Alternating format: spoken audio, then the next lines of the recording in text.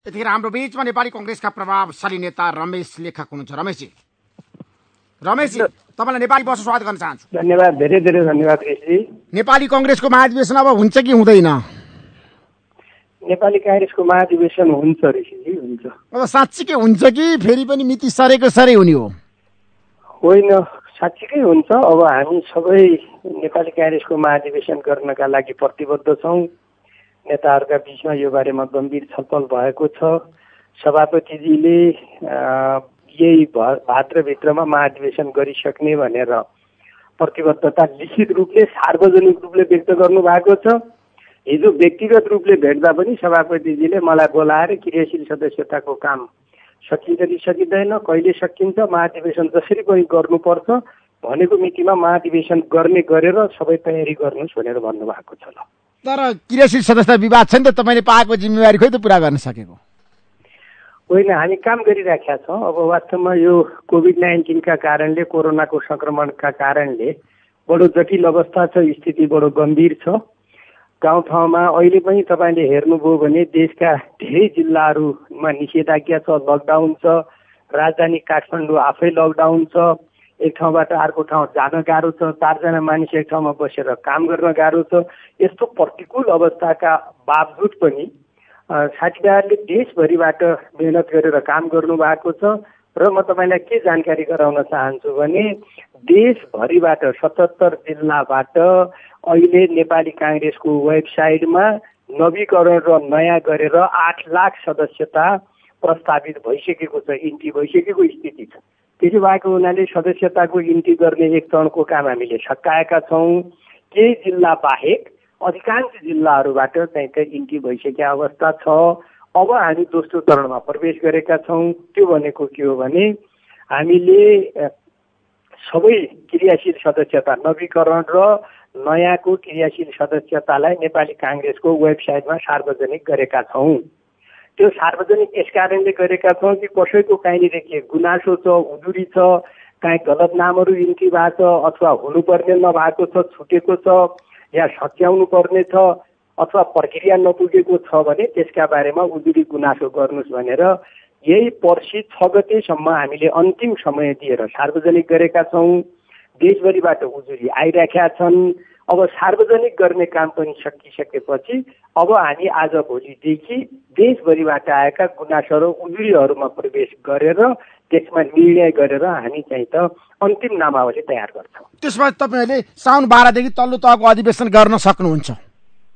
हामी गर्ने गरेरै तयारी गरिराखेका छौँ र मैले हिजो पनि केन्द्रीय समितिमा भनेको छु हामी यो महिनाभित्रमा क्रियाशील सदस्यताको काम सकाउँछौँ। हामीलाई 20 गतेभित्र सकाऊ भनेर केन्द्रीय कार्य समितिले भनिराखेका अवस्था छ। मैले ढिलोमा यो महिनाभित्र सकाउने गरेर हामी कोसिस गर्छौँ, काम गरिराखेका छौँ, गर्छौँ भनेर भनेको छु। र ऋषिजी, म तपाईँ मार्फत अहिले वास्तवमा देशभरिका धेरै नेता साथीहरूले, धेरै पार्टीका सदस्य साथीहरूले पनि तपाईँको यो कार्यक्रमलाई अत्यन्त रुचिपूर्वक सुन्नुहुन्छ, किनभने तपाईँको यो कार्यक्रम बडो लोकप्रिय छ।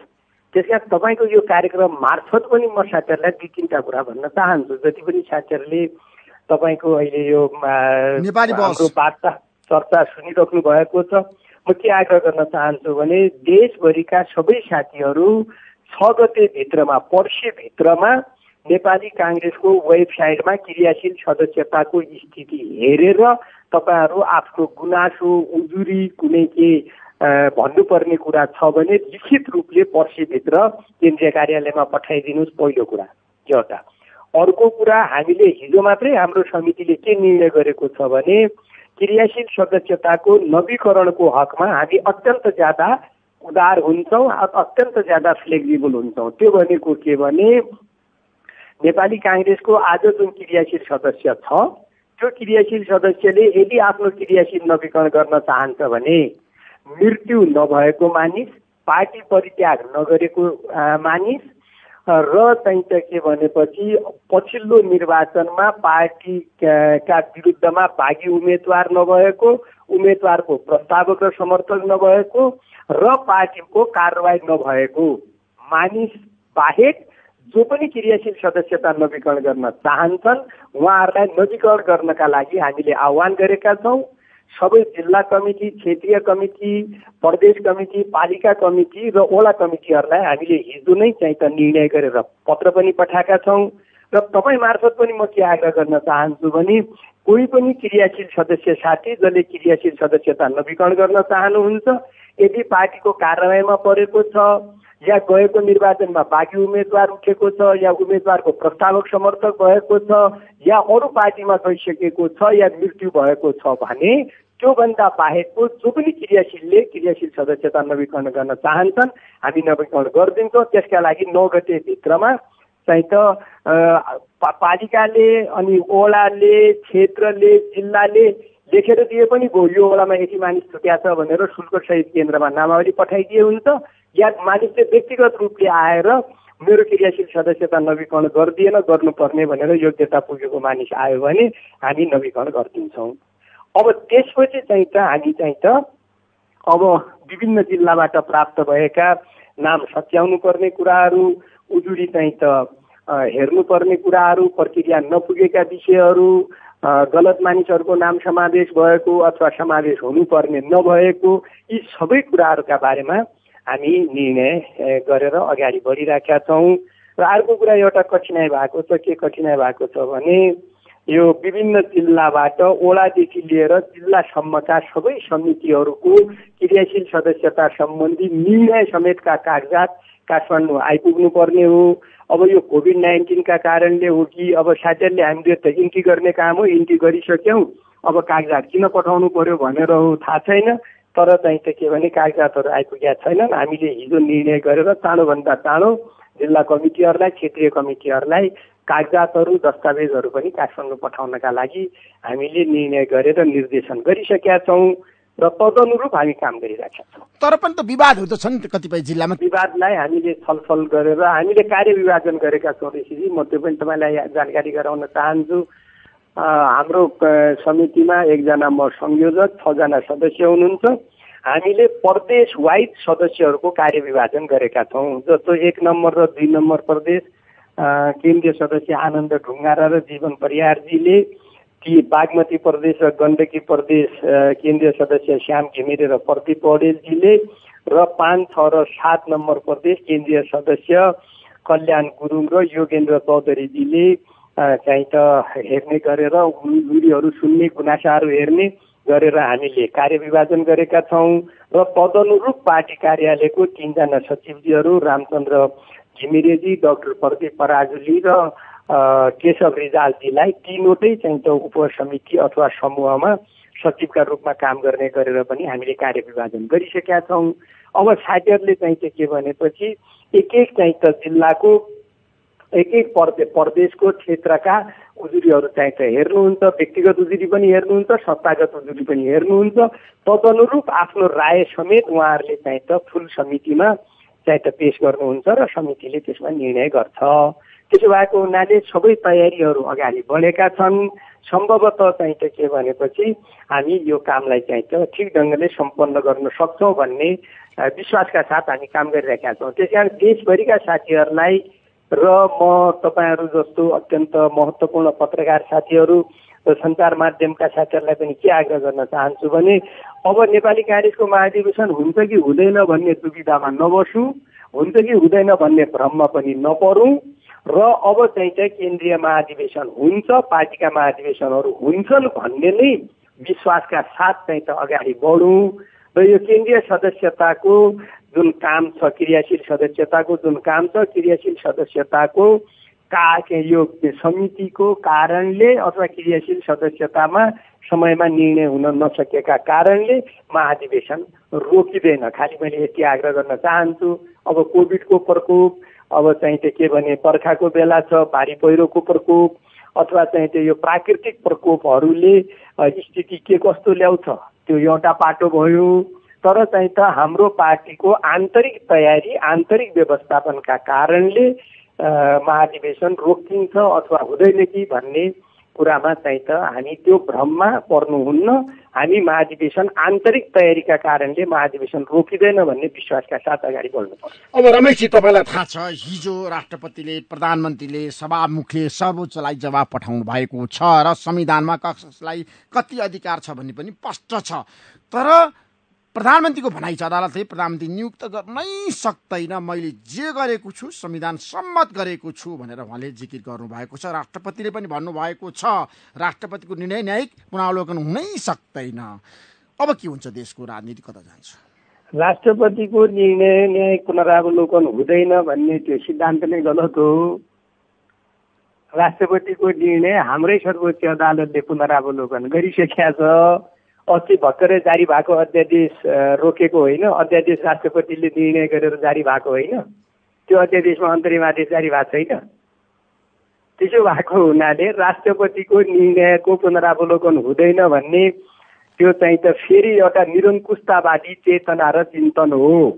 जसरी हिजो राजाले गरेको कामका माथि अदालतमा मुद्दा लाग्दैन, राजाका विरुद्ध अदालतले आदेश जारी गर्दैन भने जस्तै आज हामी राजा नै हौँ भन्ने चेतना र त्यो निरङ्कुशता र त्यो अधिनायकवादी चरित्रबाट उत्पन्न विचार हो। राष्ट्रपति कानुनभन्दा माथि हुन सक्दैन, संविधानभन्दा माथि हुन सक्दैन, किनभने संविधानले के भनेको छ भने राष्ट्रपतिले यो संविधानको पालना र संरक्षण गर्नेछन् भनेको छ। पालना गर्ने भनेको के हो? त्यो संविधान आफूले पनि मान्ने, अरूलाई पनि मान्न लगाउने भने हो। त्यसो कारणले त्यो सिद्धान्त नै निरङ्कुशतावादी सिद्धान्त हो। त्यो सिद्धान्त अधिनायकवादी र सर्वसत्तावादी सिद्धान्त हो। संविधानभन्दा माथि कुनै वस्तु, कुनै संस्था, कुनै व्यक्ति, राष्ट्रपतिले गरेको काम अदालतले बदर गर्नै सक्दैन रे नि त। एकदमै मिल्छ, एकदमै मिल्छ। मैले भने नि त्योभन्दा ज्यादा निरङ्कुशतावादी चेतना के हुनै सक्दैन। हिजोका दिनमा संसद विघटन गरेको कुरा राजाले विघटन चाहिँ त स्वीकार गरिसकेपछि पनि पुनर्स्थापित भएको छ संसद। राजाले गरेको निर्णय उल्टेको छ यो देशमा, अदालतले उल्ट्याएको छ। अनि राष्ट्रपति भनेको के हुन्? त्यसकारण चाहिँ त यस्तो यो निरङ्कुशतावादी चेतनाको भ्रम फैलाउने काम गर्नुहुन्न न, पहिलो कुरा। दोस्रो कुरा के हो भन्दाखेरि अदालतले संविधानको पालना गर्ने हो, संविधानलाई कार्यान्वयन गर्ने जिम्मा अदालतको हो, संविधानको संरक्षण अदालतले गर्ने हो। अहिलेको संविधानले राष्ट्रपतिजीले शेरबहादुर देउवाजीलाई प्रधानमन्त्रीमा नियुक्त गर्नुपर्ने प्रष्ट संवैधानिक व्यवस्था छ। जसरी शेरबहादुर जी हाम्रो पार्टी सभापतिजी राष्ट्रपतिजीका जुन ढङ्गले दाबी लिएर जानुभयो त्यो संविधान सम्मत राष्ट्रपतिजीले गर्नु पर्थ्यो।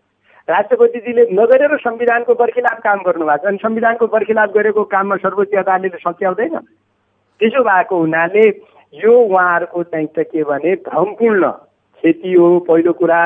दोस्रो कुरा के हो भने मुलुक अब एउटा नयाँ राजनीतिक ध्रुवीकरणमा प्रवेश गरिसकेको छ। ऋषिजी, मैले पहिले पनि एकचोटि तपाईँ मार्फत नै मैले आफ्नो कुरा राखेको थिएँ। त्यो भने के हो भने अहिले मुलुक दुईवटा ध्रुवमा विभाजित भइसक्यो। मुलुकको राजनीति एउटा ध्रुव यो संविधानलाई समाप्त गर्ने, यो व्यवस्थालाई समाप्त गर्ने र मुलुकलाई एउटा अनन्त कालसम्म एउटा अँध्यारो सुरुङमा प्रवेश गराउने खेलमा लागिराख्नु भएको छ। एक थरी साथीहरू, एक थरी राजनीतिक विचारहरू, एक थरी राजनीतिक नेताहरू त्यसको नेतृत्व गरिराख्नु भएको छ अहिलेको सम्माननीय राष्ट्रपति र माननीय प्रधानमन्त्रीजीले त्यो ध्रुवको नेतृत्व गरिरहनु भएको छ भने अब एउटा अर्को ध्रुव अगाडि बढेको छ। त्यो भनेको के हो भने यो संविधान जोगाउने, यो मुलुकको राष्ट्रियता जोगाउने र यो मुलुकमा हामीले जुन अत्यन्त ज्यादा बलिदान पछि जुन संघीय लोकतान्त्रिक गणतन्त्रात्मक व्यवस्था प्राप्त गरेका छौँ त्यसको संरक्षण गर्नका लागि अर्को ध्रुव अगाडि बढेको छ। त्यसको नेतृत्व नेपाली काङ्ग्रेसले गरेको छ। त्यसो भएको हुनाले अब इत चाहिँ के भनेपछि एउटा राजनीतिक चाहिँ त वैचारिक सङ्घर्षको पनि अवस्था हो। राजनीतिक भयो, तपाईँलाई थाहा छ। तर पनि मेरो प्रश्न कहाँनिर भन्दाखेरि राष्ट्रपतिले के भन्नुभएको छ भन्दाखेरि शेरबहादुर देउवा र केपी शर्मा ओली आउनुभयो, दाबीसहित मका आउनुभयो, मैले हेरेँ, सबै कुराहरू निहालेँ र मैले समीक्षा गरेँ र मैले समीक्षा गर्दाखेरि दुवैले बहुमत पुर्याउन सक्ने आधार देखिनँ, मैले विश्वासको मत प्राप्त गर्ने आधार देखिनँ। त्यसैले मैले विघटन गरेको हुँ र उहाँहरू दुवैलाई प्रधानमन्त्री नबनाएको हुँ भनेर भन्नुभएको छ। यसमा दुईटा कुरा छ मेरो आग्रह। राष्ट्रपतिजीले जे कुरा भनिराख्नु भएको छ त्यो कुरामा सत्यता छैन। मैले चाहिँ त राष्ट्रपतिजीको पदलाई, राष्ट्रपतिजीको संस्थालाई अत्यन्त सम्मान गर्दै भन्नुपर्ने हुन्छ। पहिलो कुरा चाहिँ के हो भने माननीय केपी ओली प्रधानमन्त्रीज्यूले राष्ट्रपतिजीलाई मन्त्री परिषदबाट निर्णय गरेर के भन्नुभयो त भन्दाखेरि मैले बहुमत देखाउन सक्दिनँ, वैकल्पिक सरकार बनाउनका निमित्त सिफारिस गर्दछु भन्नुभयो। पहिलो कुरा यो कुरा मैले भनिराखेका छैन, राष्ट्रपतिजीको कार्यालयबाट प्रकाशित विज्ञप्तिमा उल्लेख छ। यो प्रधानमन्त्रीजीले मन्त्री परिषदको निर्णय गरेर वैकल्पिक सरकार गठन गर्नका लागि अनुरोध गर्नुभएकोले भन्नुभएको छ। मेरो प्रश्न कहाँनिर हो भने वैकल्पिक सरकार भनेको के हो, विकल्प भनेको के हो? विकल्प भनेको माननीय प्रधानमन्त्री केपी शर्मा ओलीजी बाहेकको प्रधानमन्त्री भनेको विकल्प भनेको। मैले बहुमत दिन सक्दिनँ, तपाईँ चाहिँ त विकल्प चाहिँ त का निमित्त अगाडि बढ्नुहोस् भनेर प्रधानमन्त्रीले भनिसकेपछि राष्ट्रपतिजीले प्रधानमन्त्रीजीलाई बडो आदरपूर्वक के भन्नु पर्थ्यो भने माननीय प्रधानमन्त्रीजी तपाईँले म बहुमत देखाउन सक्दिनँ, विकल्पका लागि चाहिँ त ढोका खोल भन्नुभयो, मैले चाहिँ त विकल्पका लागि संविधानको ढोका खोलिसकेपछि फेरि तपाईँ नै दाबी गर्न आउनुभयो त भनेर उहाँले भन्न सक्नु पर्थ्यो। त्यो उहाँले भन्नु भएन। त्यो कुरो अदालतले हेर्छ। पहिलो कुरा। अर्को कुरा के हो भने एकपटक संसदबाट प्रतिनिधि सभाबाट बहुमत प्राप्त गर्न नसकेको माननीय प्रधानमन्त्रीजी, अर्को पटक बहुमत प्राप्त गर्न नै नगएको माननीय प्रधानमन्त्रीजी, दोस्रो पटक किन उहाँ बहुमत देखाउन जानु भएन त भन्दा मसँग बहुमतै छैन भन्नुभयो। अनि दुई पटक संसदबाट एकपटक बहुमत प्राप्त गर्न नसकेको अवस्था, अर्को पटक बहुमत छैन भनेर बहुमत लिन नै नगएको प्रधानमन्त्रीलाई प्रधानमन्त्रीकै रूपमा निरन्तरता दिने संसदीय संसारको कुनै संसदीय अभ्यास हुन्छ संसारमा? किनभने संसदीय मान्यता, पहिलो मान्यता हामीले संविधानमा के लेखेका छौँ त्यसमा म अहिले प्रवेश गर्दिनँ, लामो कुरा छ। तर संविधानमा कुनै पनि विषय कुनै एउटा दर्शनमा उभिन्छ, कुनै एउटा फिलोसफीका आधारमा संविधान बन्छ। हाम्रो दर्शन के हो त भन्दा हाम्रो चाहिँ त शासकीय स्वरूप भनेको संसदीय पद्धति हो। संसदीय पद्धतिको अवधारणा त्यो दर्शनमा उभिएर संविधान लेखिएको। त्यो संसदीय पद्धति भनेको के हो भने रुल अफ द मेजोरिटी हो। प्रतिनिधि सभामा जसको बहुमत हुन्छ उसले सरकार बनाउँछ, जसले बहुमत गुमाउँछ उसले प्रतिपक्षमा बस्छ भनेको हो। होइन रमेशजी, तपाईँले जुन प्रश्न गरिरहनु भएको तर्क गरिरहनु भएको छ, सुन्नुहोस् न, अदालतले देउवालाई प्रधानमन्त्री नियुक्ति गर्न सक्दैन, गरे पञ्चायत बिउतिन्छ भनेर केपी शर्मा ओलीको जवाब छ। अब त्यो केपी शर्मा ओलीजीले मान्य प्रधानमन्त्रीले के भन्नुहुन्छ त्यो त सबै नेपाली जनताले सुनिसकेका छन्। उहाँहरूले भनेका कुराहरू कति ठिक भइरहेका छन्, कति बेठिक भइरहेका छन्, कति उहाँहरूका भनाइ मुलुकका हितमा छन्, कति उहाँहरूका भनाइ मुलुकका अहितमा छन्। उहाँहरूका काम कारवाही मानिसलाई त जसले पनि जे पनि गर्छ मैले राम्रै गरेका छु भन्ने लाग्छ। उहाँलाई पनि स्वाभाविक रूपले आफूले राम्रै गरेको अनुभूति भइरहेका होला, लागिरहेका होला। तर मेरो एउटै प्रश्न छ ऋषिजी, म फेरि यसमा पनि तपाईँलाई एउटा आग्रहका साथ मैले एउटा प्रश्न राख्न चाहन्छु।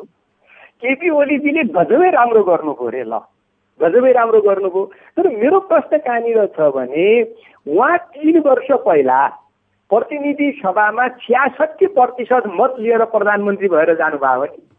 3 वर्ष पहिला 3 वर्ष पहिला प्रतिनिधि सभाको 66% मत लिएर प्रतिनिधि सभामा प्रवेश गर्नुभएको माननीय प्रधानमन्त्रीजी आज 3 वर्षपछि त्यही प्रतिनिधि सभामा प्रवेश गर्दा 35% मतमा झर्नुभयो। अनि 66% मतबाट उहाँ 35% मतमा झर्ने कुरा कसले झार्यो उहाँलाई? उहाँले गजबै राम्रो गर्नु भएको भए, देशका लागि एकदमै राम्रो, देशमा समृद्धि ल्याउनु भएको भए, समुन्नति ल्याउनु भएको भए, सुशासन ल्याउनु भएको भए, भ्रष्टाचार समाप्त गर्नु भएको भए, राष्ट्रिय हितमा चाहिँ काम गर्नुभएको भए, विकास निर्माणका काम गर्नु भएको भए, गठबन्धनलाई जोगाइराख्नु भएको भए, आफ्नो पार्टीभित्रको अन्तर्विरोधलाई समाप्त गर्नु भएको भए अनि उहाँ 66बाट 35%मा झर्नुहुन्थ्यो। कसरी झर्नुभयो? त्यसो भएको हुनाले कुरो त भाषणमा होइन नि, परिणाममा हेर्नु पर्यो नि। होइन, तपाईँले त राम्रोसँग नेपालको संविधानलाई बुझ्नु भएको छ। अब प्रधानमन्त्रीको धेरै तर्कहरू आज त्यतातिर हामी धेरै बहस नगरौँ, तर उहाँले के भन्नुभएको छ, संसदीय व्यवस्थामा पार्टीको व्हिप उल्लङ्घन गर्न पाइन्छ कि पाइँदैन? संसदीय व्यवस्थामा पार्टीको व्हिप उल्लङ्घन गर्न पाइन्छ कि पाइँदैन भन्ने कुरा पनि संविधानमै लेखेको छ नि। त्यसमा व्हिप गर्न मिल्छ? संसदीय व्यवस्थामा हामीले संविधानको धारा 76 के लेखेका छौँ भने, त्यसको म सार भन्छु, म धारा र उपधारामा प्रवेश गरेर ती नपढिकन म सार के भन्छु भने, नेपालको संविधानको धारा 76 को मूल आशय के हो, त्यसको मूल भाव के हो, त्यसको खास तत्त्व के हो त भन्दा, जबसम्म प्रतिनिधि सभाबाट सरकार बन्ने सम्भावना छ तबसम्म प्रतिनिधि सभा विघटन गर्न पाइँदैन हो। सम्भावना के हुन सक्छन् भन्छ त्यो धाराले। यही कुरो मैले भनिराखेका छैन, यही कुरो सर्वोच्च अदालतले मान्य केपी शर्मा ओलीजीले पहिलोपटक संविधान प्रतिनिधि सभा विघटन गरिसकेको मुद्दाको जसको पूर्ण पाठ पनि आएको छैन, जुन संक्षेपमा जुन फैसला आएको छ त्यो फैसलाले पनि त्यो कुरा भनिएको छ। 76 को मूल आशय भनेको जबसम्म प्रतिनिधि सभाबाट अर्को सरकार बन्ने सम्भावना छ यसको विघटन हुँदैन भने। तर सम्भावना के छन् त भन्दा, एउटा बहुमत प्राप्त राजनीतिक दलको नेता प्रधानमन्त्री हुन्छ, त्यो हुन सकेन भने 2 वा 2 भन्दा बढी राजनीतिक दलहरू मिलेर प्रधानमन्त्री बन्न सक्छ। त्यो पनि हुन सकेन भने प्रतिनिधि सभामा रहेको कुनै पनि प्रतिनिधि सभाको सदस्यले बहुमत देखाउन सक्यो भने त्यो पनि प्रधानमन्त्री बन्न सक्छ। यदि त्यो पनि र यदि बीचमा फेरि चाहिए के भने 2 वा 2 भन्दा दलको बनेन भने सबभन्दा ठुलो दलको पनि प्रधानमन्त्री बन्न सक्छ भनेर 4वटा अवस्था देखाए नि। होइन, 4वटा अवस्था देखा, तर संसदीय व्यवस्थामा चाहिँ दलीय व्हिप उल्लङ्घन गर्न पाइँदैन है। दलीय व्यवस्थालाई बलियो बनाउने हो भने, लोकतन्त्रलाई बचाउने हो भने, प्रधानमन्त्रीको एउटा तर्क छ, तपाईँले राम्रोसँग हेर्नुपर्छ। संविधानले बहुदलीय संसदीय प्रणालीको जुन अंगीकार गरेको छ, निर्दलीयताको परिकल्पना गरेकै छैन भने उहाँले बताउनु भएको छ नि त। संसदमा दलको व्हिप उल्लङ्घन गर्न पाइँदैन, त्यसमा चाहिँ त छलफल बाँकी छ। म तपाईँलाई एउटा मुद्दामा फेरि एकचोटि ध्यान आकर्षण गर्न चाहन्छु। म कानुनको विद्यार्थी पनि भएको हुनाले अलिकता चाहिँ त कानुनको विषय का बारेमै तपाईँले प्रश्न उठाउनु भएको हुनाले मैले तपाईँलाई आग्रह गर्न चाहन्छु। कर्णाली प्रदेशका 4 जना प्रदेश सभा सदस्यलाई व्हिप उल्लङ्घन गर्यो भनेर पार्टीले निष्कासन गरे होइन? अनि सर्वोच्च अदालतले त्यसमा अन्तरिम आदेश जारी गरेका छ कि छैन?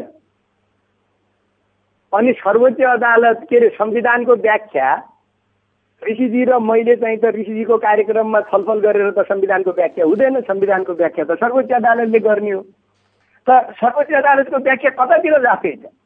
के भन्दैछ सर्वोच्च अदालतले? कर्णाली प्रदेशको पछिल्लो चाहिँ के भने सर्वोच्च अदालतको आदेश हेर्दाखेरि हामी कहाँनिर पुग्दैछौँ त भन्दा, कतिपय अवस्थामा पार्टीको व्हिप भन्दा पनि व्यक्तिको स्वतन्त्रताको पनि विषय हुँदो रहेछ। यो यहाँ मात्रै होइन, संसारभरिको ट्रेन्ड हो ऋषिजी, म त्यो पनि आग्रह गर्न चाहन्छु। संसदीय व्यवस्थामा धेरै अभ्यासहरू भएका छन्, धेरै चाहिँ त प्रयोगहरू भएका छन्। ती अभ्यास र प्रयोग मध्ये एउटा महत्त्वपूर्ण बडो सैद्धान्तिक हेर्नु, संसारको पार्लियामेन्ट्री सिस्टममा एउटा महत्त्वपूर्ण ढङ्गले छलफलमा आएको विषय के छ भने, व्हिप र इन्डिभिजुअल लिबर्टीका बीचमा कसरी सन्तुलन गर्ने भन्ने एउटा विश्वव्यापी छलफलको विषय छ यो पार्लियामेन्ट्री सिस्टममा, संसदीय व्यवस्थामा। कहाँनिर व्हिपले प्रिभेल गर्छ, कहाँनिर चाहिँ त एमपीको चाहिँ त इन्डिभिजुअल लिबर्टीले अथवा उसको चाहिँ त आफ्नो वैचारिक स्वतन्त्रताले चाहिँ त काम गर्छ, अथवा वैचारिक स्वतन्त्रतालाई कतिसम्म अंकुश लगाउन सकिन्छ, अथवा वैचारिक स्वतन्त्रता अराजकतासम्म जान सक्छ कि सक्दैन। यी अनेक विषयहरूमा छलफल छन्। मेरो आग्रह के हो त भन्दा, व्हिप उल्लङ्घन भइसकेपछि व्हिप उल्लङ्घन गर्न पाइन्छ कि पाइँदैन भन्ने कुरा हो। पहिलो कुरा चाहिँ के हो भने, संविधानले प्रतिनिधि सभाको कुनै सदस्यले पनि बहुमत देखाउन सक्छ। त्यो बहुमत देखाउने क्रममा दल भन्ने कुराको चाहिँ त दलकै निर्णय चाहिँदैन। सांसदको व्यक्तिगत रूपले पनि कुनै सांसदले प्रतिनिधि सभाको कुनै सदस्यलाई दलीय व्यवस्थामा निर्दलीय सांसदले चाहिँ बहुमत पुर्याएर प्रधानमन्त्री बन्न सक्छ, विश्वासको मत प्राप्त गर्न सक्छ। बहुदलीय व्यवस्थामा निर्दलीय मान्छे चुनाव लड्न पाउँछ कि पाउँदैन? तपाईँले मैले गएर म स्वतन्त्र चुनाव लड्छु, म कुनै पार्टीको ब्यानरमा चुनाव लड्दिनँ, म कुनै पार्टीको चुनाव चिन्हमा चुनाव लड्दिनँ भन्यो भने व्यक्तिले आफ्नो चाहिँ त्यो स्वतन्त्रता प्रयोग गर्न पाउँछ कि पाउँदैन, चुनाव लड्न पाउँछ कि पाउँदैन, जनताले स्वतन्त्र मान्छेलाई चुनावमा भोट हाल्न पाउँछ कि पाउँदैन? होइन, जनताले मतदान गर्न पाउँछ, तर संसदमा बहुमत देखाउने आधार त दिनु पर्यो नि त। होइन, तपाईँले भनेको सिद्धान्तमा जाने हो भने त चुनाव लड्नु पनि त कुनै न कुनै दल चाहिने होला नि त। मान्छेको चाहिँ त व्यक्तिगत स्वतन्त्रता र वैचारिक स्वतन्त्रताको त कुनै ठाउँ नहुने होला नि। यो कम्युनिस्ट राज्य होइन नि जी, यो त लोकतान्त्रिक राज्य हो नि, यो त संसदीय व्यवस्था हो नि। कम्युनिस्ट राज्यमा हुन्छ कम्युनिस्ट राज्यको अनुमति, कम्युनिस्ट पार्टीको अनुमति नलिकन चुनाव नलड्न पाउने पनि व्यवस्थाहरू छन्। हामी कहाँ त्यही ल्याउनु खोज्या हो त? कम्युनिस्ट पार्टीको अनुमति नलिकन पार्टीपति दर्ता नहुने अर्को पार्टी, कम्युनिस्ट पार्टीको चाहिँ त अनुमति नभइकन उम्मेदवार पनि हुन नपाइने, स्वतन्त्र उम्मेदवार हुन पाइँदैन नि। स्वतन्त्र उम्मेदवार हुन पनि कम्युनिस्ट पार्टीको अनुमति चाहिन्छ कि हामीले त्यही व्यवस्था ल्याउनु खोज्या हो त? होइन होला नि। त्यसो भएको हुनाले विषयवस्तु के हो त भन्दा 76 को व्यवस्था भनेको 4वटा अवस्था छन्, जुन अवस्थामा प्रतिनिधि सभामा टेस्ट गर्नुपर्छ प्रधानमन्त्री बन्न सक्छ कि सक्दैन। छोटकरी कुरा फेरि एकपटक भन्छु ऋषिजी, मैले धेरै पटक यहाँलाई भनिसकेँ, अहिलेको नेपालको संविधानको 76 को सार तत्त्व भनेकै के हो भने संसदलाई स्थिर दिउँ, संसदलाई 5 वर्ष चलाउँ, संसदलाई स्थिरता बनाऊ, संसदलाई चाहिँ त हमेसा चाहिँ त विघटन हुन सक्ने खतराबाट बचाउँ भन्ने छलफलबाट यो विषय अगाडि बढेको हो संविधान सभाभित्र। र हामी कुन निष्कर्षमा पुगेका हौँ त भन्दा संसदलाई स्थिरता दिनका लागि, 5 वर्षसम्म संसदलाई चलाउनका लागि, संसद चाहिँ त पटक पटक चाहिँ त अनावश्यक ढङ्गले विघटन हुने कुरा रोक्नका लागि के गर्नु पर्यो त भन्दा जबसम्म संसदले प्रतिनिधि सभाले सरकार दिने प्रधानमन्त्री दिने क्षमता राख्छ त्यसलाई विघटन नगरौँ भन्ने। त्यसो भए अब ठ्याक्कै हामी अन्तिमै छौँ रमेशजी, हामीसँग समय कम छ, तपाईँले राम्रोसँग हेर्नु भएको छ होइन, धेरै तपाईँले व्याख्या गर्नु संविधानको धाराको। हिजो के भन्नुभएको छ भने प्रधानमन्त्रीले अदालतलाई लिखित जवाब पठाउँदै भन्नुभएको छ, शेरबहादुर देउवाले शङ्कास्पद कागजात जुटाएर पदको दावी गर्नुभयो। म तपाईँलाई एउटा अनुरोध गरौँ ऋषिजी, माननीय शेरबहादुर देउवाजी हाम्रो पार्टी सभापतिजी राष्ट्रपतिजी कहाँ चाहिँ त प्रधानमन्त्रीको दावी गर्न जाँदा संयोगले म पनि सँगै थिएँ, म पनि शीतल निवास राष्ट्रपति भवनभित्रै थिएँ।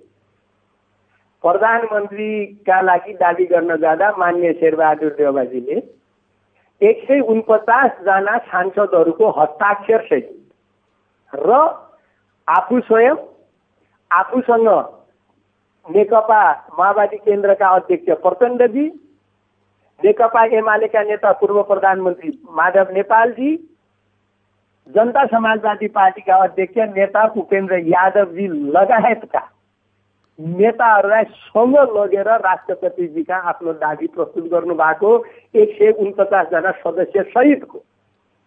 अनि त्यो चाहिँ त नक्कली शङ्कास्पद भयो।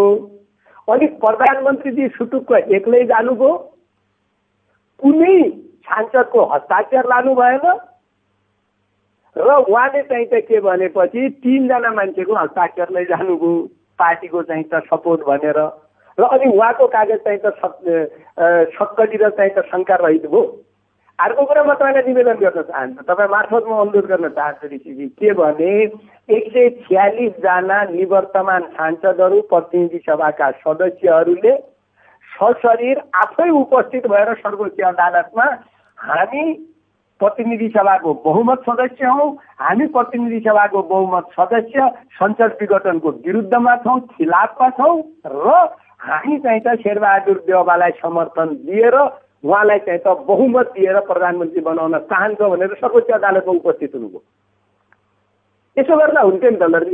हिजो सुटुक्क चाहिँ त केपी ओलीजीले चाहिँ त प्रतिनिधि के अरे सर्वोच्च अदालतमा प्रत्युत्तर फर्काउँदा, लिखित जवाब फर्काउँदा मान्य प्रधानमन्त्रीजीले बहुमत लगेर सर्वोच्च अदालतमा देखा भए हुन्थ्यो नि त। यी त बहुमत त मैसँग छ त, राष्ट्रपतिजी त ठिकै गर्नुभयो भने भए हुन्थ्यो नि त, उहाँलाई कसले रोक्यो? त यो छोटकरी कुरा, यो संविधानको धारा 76, 85, 72 यी सबैको कुरा अहिले मैले गर्दिनँ, म एउटै कुरा गर्छु। हाम्रो व्यवस्था संसदीय व्यवस्था हो। संसदीय व्यवस्थामा संसदको बहुमतले भनेको कुरा पनि म मान्दिनँ भनेर राष्ट्रपतिले भन्न पाउनुहुन्छ, प्रधानमन्त्रीले भन्न पाउनुहुन्छ। अनि संसदको बहुमत एकातिर भएपछि अनि त्यही संसदलाई विघटन गरेर जानुहुन्छ वैधानिक रूपले, संवैधानिक रूपले, राजनीतिक रूपले, नैतिक रूपले कुनै पनि रूपले त्यो उचित हुन्छ र त्यसमा पनि तपाईँ आफू त्यो संसदमा विश्वास गुमाइसकेको अवस्थामा एकपटक तपाईँलाई संसदले विश्वास दिएन, तपाईँले विश्वास दिए भन्नुभयो म 35% मत दियो संसदले, अर्को पटक तपाईँ विश्वास दिनै जानु भएन किनभने विश्वास पाउँदैन भन्ने लाग्यो तपाईँले भने, अनि बहुमत एकातिर हुने एउटा सानो कुरो नि, मैले चाहिँ त तपाईँलाई यो राज्यको पार्लियामेन्टको यो कुरा गर्दिनँ, एउटा सानो एउटा खानेपानीको समिति हुन्छ, वन उपभोक्ता समिति हुन्छ, एउटा चाहिँ त संस्था एनजिओहरू हाम्रो चाहिँ त उसमा जिल्ला प्रशासन कार्यालयमा सरकारमा चाहिँ त कति संस्थाहरू दर्ता भए हुन्छ नि, सामान्य त्यो संस्थाको सिद्धान्त हेर्नु त त्यो संस्थाको कार्य समितिको बहुमतले जे भन्छ निर्णय त्यही हुन्छ नि। थ्याङ्क यू सो मच रमेशजी, थ्याङ्क यू सो मच, धन्यवाद।